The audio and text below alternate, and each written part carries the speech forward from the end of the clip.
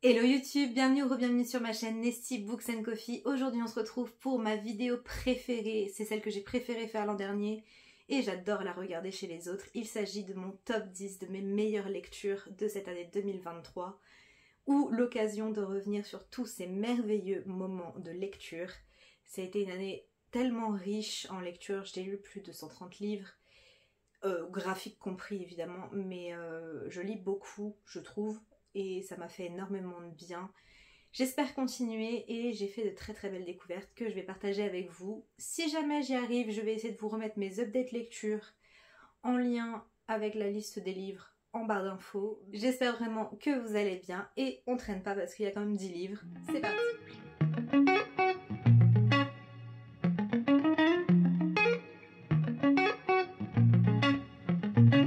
J'ai essayé de classer ces 10 livres de celui que je préfère le moins à celui que je préfère le plus, mais c'est un exercice que je trouve très compliqué, donc je pense qu'il y a des positions qui pourraient s'interchanger, mais j'ai fait de mon mieux et j'ai dû faire des choix.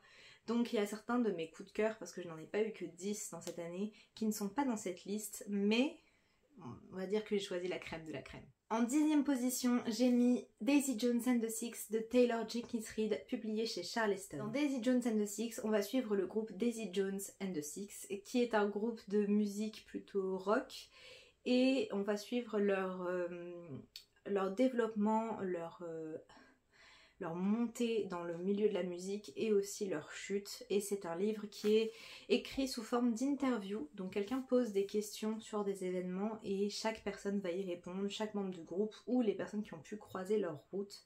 Et c'est une superbe histoire.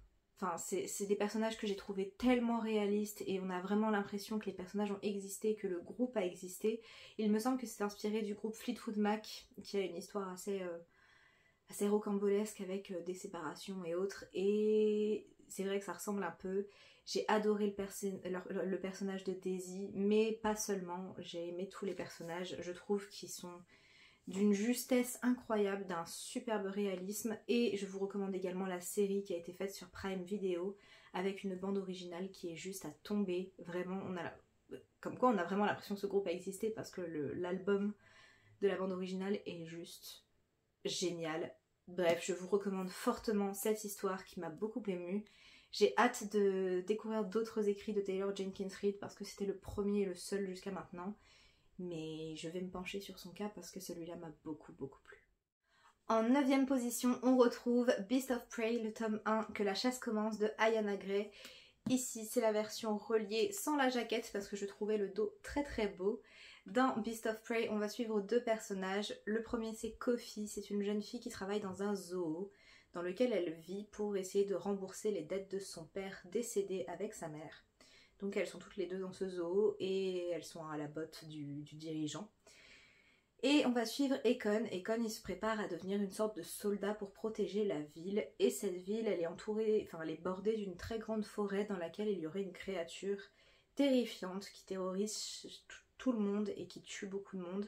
Et ces deux personnages vont chercher cette créature pour différentes raisons qu'on va découvrir petit à petit. Et c'est une histoire que j'ai trouvée passionnante. On est ici sur une fantaisie inspirée des mythes africains. C'est des mythes que je n'ai pas du tout l'habitude de retrouver en littérature et que j'étais ravie de découvrir. On a des créatures juste fascinantes et des personnages qui sont très complets, très bien construits, très bien caractérisés.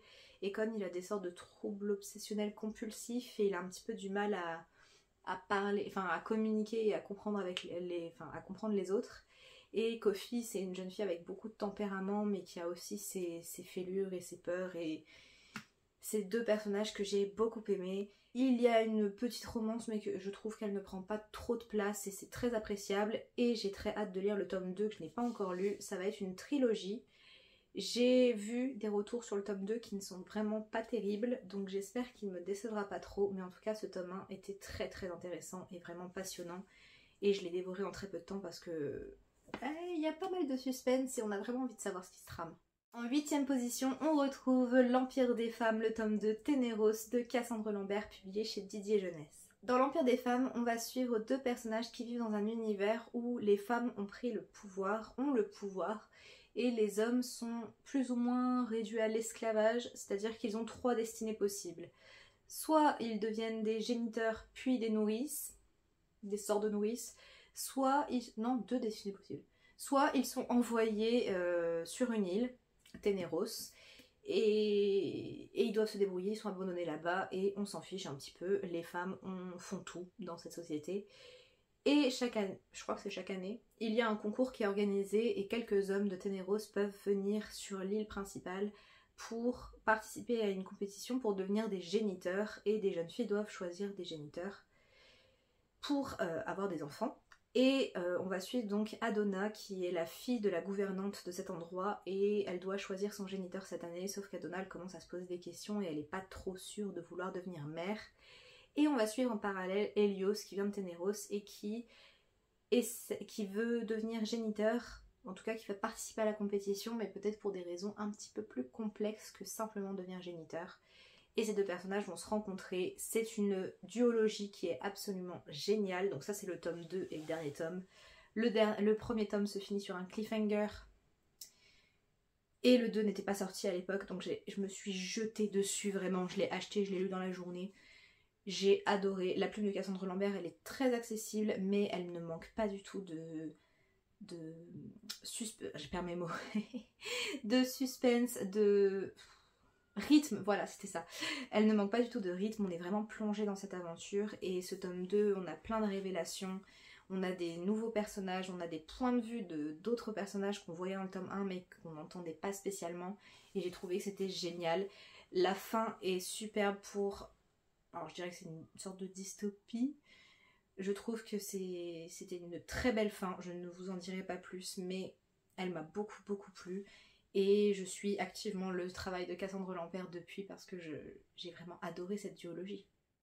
Dans un tout autre genre, on retrouve en 7ème position La vie devant soi de Romain Gary. Ici publié chez Mercure de France sous le nom d'Émile Ajar, parce que c'est un livre qui date énormément, cette édition en tout cas. Ouais. Je vais vous dire ça. 1975. Donc à l'époque, on ne savait pas qu'Émile Ajar était Romain Gary. Pour la petite anecdote, Romain Gary a pu gagner 2 prix Goncourt parce qu'il s'est fait passer, enfin il a utilisé un pseudonyme et il a fait passer quelqu'un d'autre pour lui. Et donc il a eu 2 prix Goncourt, ce qui est une chose qui n'arrive jamais normalement. Dans La vie devant soi, on va suivre Momo, un jeune garçon qui vit chez Madame Rosa. Madame Rosa, c'est une survivante de l'Holocauste et une ancienne prostituée. Et elle recueille les enfants des prostituées qui ne peuvent pas vraiment s'occuper de leurs enfants. Et Momo fait partie de ces enfants qui se retrouvent là et qui se retrouvent dans une vie un peu particulière avec beaucoup d'enfants, avec beaucoup de départs et d'arrivées. Et la seule chose qui est à peu près stable, c'est son lien avec Madame Rosa. Et c'est justement l'histoire de ce lien et de Momo qui essaye de se faire sa place et de grandir dans cette société qu'il ne comprend pas vraiment. C'est un petit garçon, il a quoi, 9-10 ans, et il essaye de parler comme les grands, et il essaye de se faire sa place. Et il a une loyauté sans faille envers Madame Rosa, et c'est une relation qui m'a bouleversée. Et Madame Rosa, cette dame qui devient un petit peu trop âgée pour s'occuper des enfants et qui perd un peu la tête et qui a subi beaucoup de traumatismes et qui s'occupe malgré tout de ses enfants du mieux qu'elle peut. Et c'est vraiment une histoire qui est juste magnifique, avec de la poésie, parfois un peu de vulgarité parce que comme je vous disais, Momo il essaye de parler comme les grands et il comprend pas tout ce qu'il dit des fois, mais il est tellement attachant et on ne peut que regarder lire cette histoire et suivre ce qui se passe et jusqu'à la fin être un peu en apnée pour ces deux personnages. Et c'est vraiment un livre qui m'a beaucoup apporté. Et la plume de Romain Gary, j'ai lu La promesse de l'aube aussi que je n'ai pas mis dans Stop, mais on pourrait le mettre à côté parce que il savait écrire, ce monsieur, vraiment. Et j'ai hâte de découvrir d'autres œuvres de l'auteur parce que je ne peux pas me cantonner à seulement ces deux-là. Mais je vous recommande La vie devant soi et je vous la recommande aussi en audio parce que j'ai alterné les deux formats et je trouve que c'est très bien raconté aussi. En 6ème position, j'ai mis Mémoires de la forêt, le tome 1, les souvenirs de Ferdinand Taupe, publié chez l'École des loisirs, c'est écrit par Michael Brun-Arnaud et illustré par Sanoé. Vous en avez entendu parler de partout, il y a actuellement 3 tomes parus et c'est à chaque fois des histoires qui me passionnent. Ici, on va suivre Archibald Renard qui tient une librairie dans un arbre à Belle-Écorce. C'est une librairie qui me fait rêver. Est-ce qu'il y a une illustration de la librairie? Oui. Voilà. Ça fait rêver. Et dans cette librairie, les livres sont présents en un seul exemplaire et c'est les auteurs qui viennent directement déposer leurs livres une fois qu'ils ont fini de l'écrire et Archibald s'occupe de les vendre. Et un jour, il va voir passer par sa porte Ferdinand Taupe, une taupe un peu âgée qui vient récupérer ses mémoires. Et le problème, c'est que les mémoires de Ferdinand ont été vendues un petit peu avant. Et Archibald va se rendre compte que Ferdinand perd la mémoire petit à petit et qu'il a besoin de retrouver ce livre pour retrouver des éléments de sa vie. Il est atteint de la maladie de l'oubli-tout, qui est l'appellation dans ce monde de la maladie d'Alzheimer. Et c'est une histoire qui m'a tellement émue et tellement... Oh, c'était tellement doux en même temps et prenant et émouvant parce que Ferdinand, on le voit perdre un petit peu le fil de sa vie et c'est très très bien représenté. On a vraiment des caractéristiques de la maladie d'Alzheimer qui sont très très bien représentées. Et d'ailleurs, si jamais vous êtes un peu sensible à cette thématique, peut-être que ça vous fera un peu de mal, mais c'est très très bien fait, c'est très très bien écrit, c'est adouci par tout cet environnement d'animaux, de forêts, de bienveillance, d'illustrations juste magnifiques, de beaucoup de gourmandise. C'est un livre à mettre entre toutes les mains selon moi, des plus jeunes, parce que je pense que la collection 9, c'est pour à peu près les enfants de 9 ans, jusqu'à ce qu'on puisse plus lire. Je ne sais pas si un jour ça arrive, mais en tout cas, voilà, c'est à mettre entre toutes les mains, c'est une très belle histoire.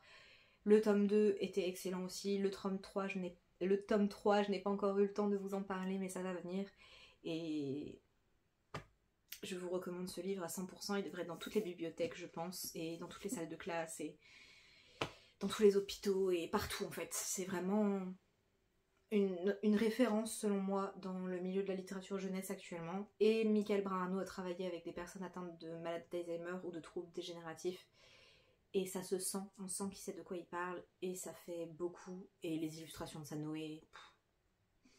Donc voilà, le tome 4 est à paraître l'an prochain et ce sera le dernier et j'ai pas du tout envie de quitter cet univers mais je suis ravie de l'avoir découvert et je vous le recommande grandement si ce n'est pas encore fait. On arrive dans le top 5 et vraiment c'est le moment où c'est le plus compliqué de les classer mais je pense que j'ai trouvé un ordre qui passe à peu près. En 5e position, et ça m'étonne tellement que ce livre se retrouve dans le top 5 parce que j'avais tellement peur de le lire à la base. Il s'agit de My Dear Fucking Prince de Casey McQuiston, publié chez Lumen, ici dans l'édition reliée parce que je l'avais en brochet et ça a été un coup de cœur donc j'ai craqué.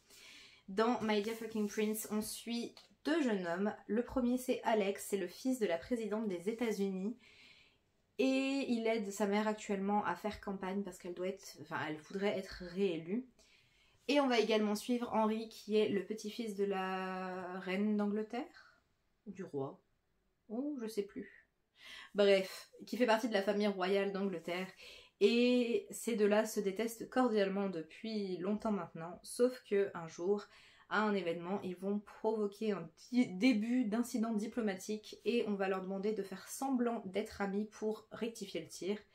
Ils vont donc faire semblant d'être amis mais ils ne se supportent pas et puis petit à petit, ils vont peut-être bien tomber amoureux et c'est une histoire que j'ai trouvée géniale. Ce livre est marqué par ce côté un peu politique parce qu'on a à la fois la royauté d'Angleterre et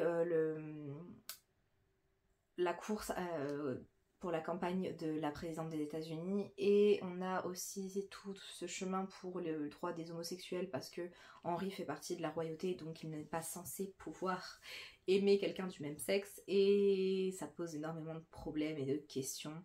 C'est une romance qui est adorable, j'ai adoré tous les personnages, certes les 2 personnages principaux de la romance mais aussi tous ceux qui les entourent, les sœurs, les amis, les parents, enfin vraiment c'était... J'ai adoré chaque personnage que j'ai trouvé super bien fait Ils sont très très mignons et c'est bien complet. Ce n'est pas long à lire.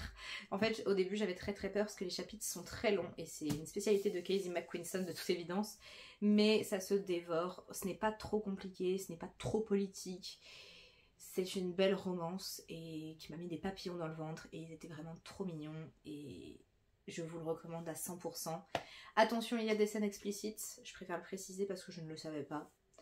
Et ça m'a étonnée, mais Lumen ils font de la jeunesse et puis des fois ils font des choses un peu moins jeunesse.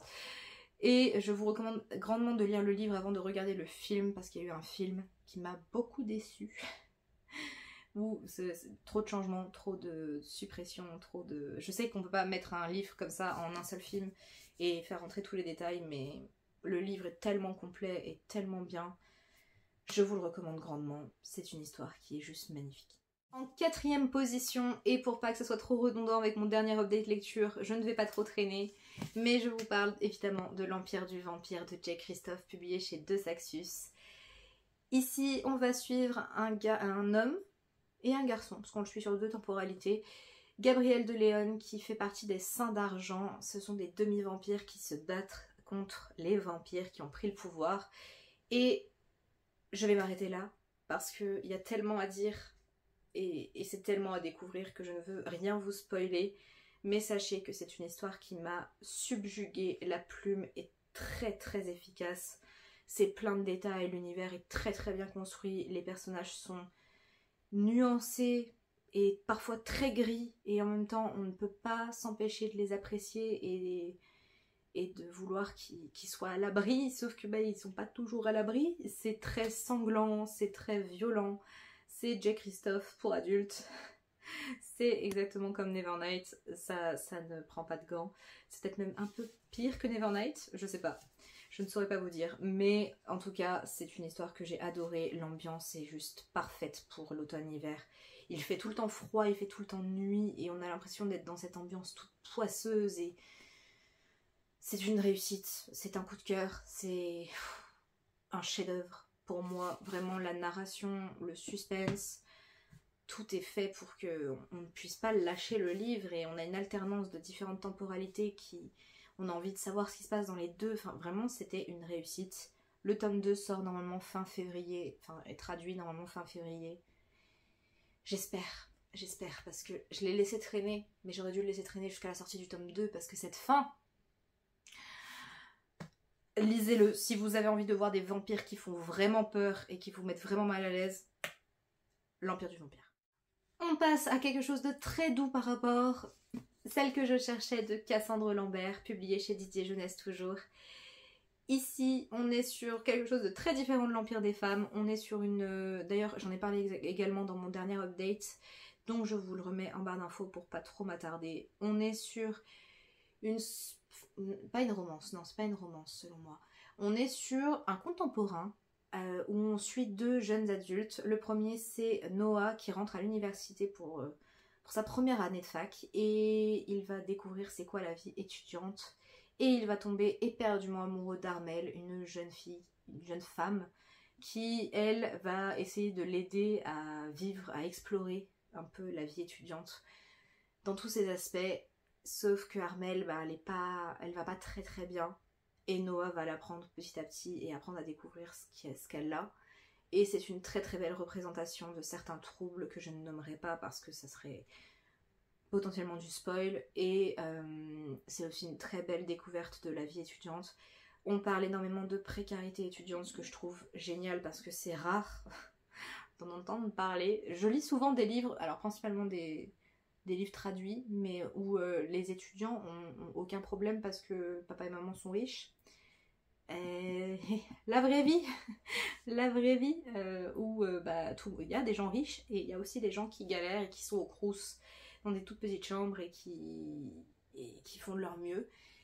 Et c'est aussi une très belle histoire d'amitié, c'est une belle histoire d'amour, c'est un livre très complet et que je vous recommande à 100% parce que j'ai pas pu le lâcher et c'était très émouvant et je suis passée par du rire aux larmes et je me suis sentie presque représentée parce que je suis étudiante, parce que je suis dans la même fac que ces personnages à Lyon et et parce que c'est très réaliste et ça fait du bien. Vraiment, foncez. Si vous aimez le contemporain, n'hésitez surtout pas. Top 2. Top 2. J'ai hésité, mais j'ai réussi à les départager. Je vous parle de Legendborn, le tome 1, Légende vive de Tracy Deonn, publié chez J'ai lu. Il s'agit du premier tome d'une quadrilogie. À la base, c'était censé être une trilogie. Les 2 premiers tomes sont sortis et le 3e est annoncé pour 2025. Nous sommes en décembre 2023. Je le vis très très mal. Dans cette histoire, on va suivre la vie de Brie. Brie, c'est une jeune fille noire américaine qui va rentrer à l'université et elle va découvrir, enfin elle va tomber un jour sur un combat entre 2 personnes et une créature un peu étrange. Et elle va comprendre petit à petit que les légendes arthuriennes ne sont peut-être pas que des légendes. Et peut-être que cela a un rapport avec le décès de sa maman. Et elle va mener sa petite enquête et découvrir plein de choses. Et cette histoire est juste passionnante. On a ce côté fantastique avec les légendes arthuriennes qui sont passionnantes. Je les connais, enfin ma référence en la matière c'est Camelot. Donc on n'est vraiment pas sur du haut niveau, mais j'ai appris plein de choses. Et on a aussi toute cette partie toute cette importance de la société américaine et comment ça se passe quand on est noir, parce que Brie est noire et elle vit le racisme ordinaire, les violences policières, enfin tellement de choses, et cette recherche d'identité et de savoir d'où on vient réellement quand nos ancêtres étaient esclaves et ce genre de choses, et c'était vraiment passionnant. Et c'est un mélange que je n'avais vu nulle part, fantasy, légende arthurienne et réel portrait de la société américaine. Pour moi, c'était du jamais vu. J'ai trouvé ça passionnant. Alors, c'est un gros bébé, hein, il fait plus de 600 pages, mais je l'ai dévoré parce que je ne pouvais pas m'arrêter. Et le tome 2 n'est pas dans stop, mais je l'ai lu quelques mois après et ça a aussi été un coup de cœur. Et vraiment, je ne m'en remets pas. La fin, si vous l'avez lu, vous savez de quoi je parle. Cette fin, meilleure fin. Enfin, meilleure révélation et tout ce que vous voulez de ce top. C'était vraiment incroyable. Bref, vous aurez compris, je vous le recommande complètement et je vais pleurer en attendant la suite. Parce qu'on va attendre longtemps. Si ça fait 1 an que vous êtes sur cette chaîne, vous savez quel livre est en première position. N'hésitez pas à mettre pause et à me dire si vous savez. Mais c'était évident que j'allais vous parler de ce livre. Le premier, le top du top de mes lectures, et j'ai dû choisir un tome. Nevernight de Jay Kristoff, publié chez De Saxus, ici dans les magnifiques rééditions sur lesquelles j'ai complètement craqué. Dans Nevernight, on va suivre l'histoire de Mia, qui a vu toute sa famille se faire assassiner devant ses yeux quand elle était petite. Et Mia, elle va être recueillie par un ancien combattant d'une drôle d'église, l'église rouge, et il va faire d'elle une assassineuse, une combattante, une meuf super badass, vraiment, et il va tout faire pour qu'elle puisse intégrer une école d'assassins et qu'elle puisse mener à bien sa vengeance. Parce que Mia, elle veut se venger des gens qui ont tué sa famille et elle va tout faire pour ça. C'est un univers qui est passionnant. Mia, elle peut contrôler en quelque sorte les ombres. Elle a également un chat fait d'ombre qui est hyper cynique et sarcastique et j'adore. Elle va rencontrer des personnages tous plus gris les uns que les autres. Tout le monde est très très nuancé. Personne n'est parfait. C'est super violent, c'est super sanglant, mais c'est passionnant. C'est un univers qui est foisonnant et tellement complexe. Et il y a toute une mythologie qui est développée au fur et à mesure. Dans ce tome-là, et c'est pourquoi je l'ai choisi d'ailleurs, on a, donc il s'appelle Les Grands Jeux. C'est le tome 2. On a des combats de gladiateurs. Et cette ambiance de combat de gladiateurs avec le soleil qui leur tape dessus et le sang et... Ouais, c'est un peu bizarre mais c'est une ambiance que j'ai adorée et vraiment je vous recommande cette saga si vous êtes en recherche de fantasy un peu dark et violente et adulte avec pas mal de trigger warning, mais que vous avez envie d'un truc qui va vous occuper un petit moment. Foncez, c'est vraiment un coup de cœur. J'arrive pas à croire que j'ai découvert cette saga que cette année, mais elle fait déjà tellement partie de ma vie. lisez Nevernight. Lisez-les, vraiment. Et voilà YouTube, c'en est tout pour cette vidéo qui doit être assez longue mine de rien parce que j'avais beaucoup de choses à dire. N'hésitez surtout pas en commentaire à me dire quels sont vos livres préférés de l'année, à me faire un top 3, un top 10, un top 15.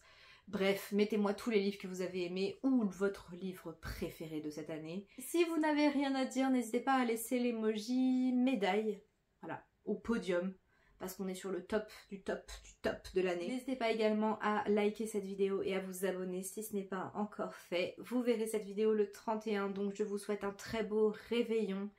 Surtout, soyez prudents, soyez sages, mais profitez au maximum si vous le fêtez. Si vous êtes comme moi à être dans votre canapé avec un café, enfin un thé, peu importe, et un bon livre, ça marche aussi, c'est un très bon réveillon. On se retrouve pour de nouvelles vidéos très bientôt. Surtout, prenez soin de vous. Bye!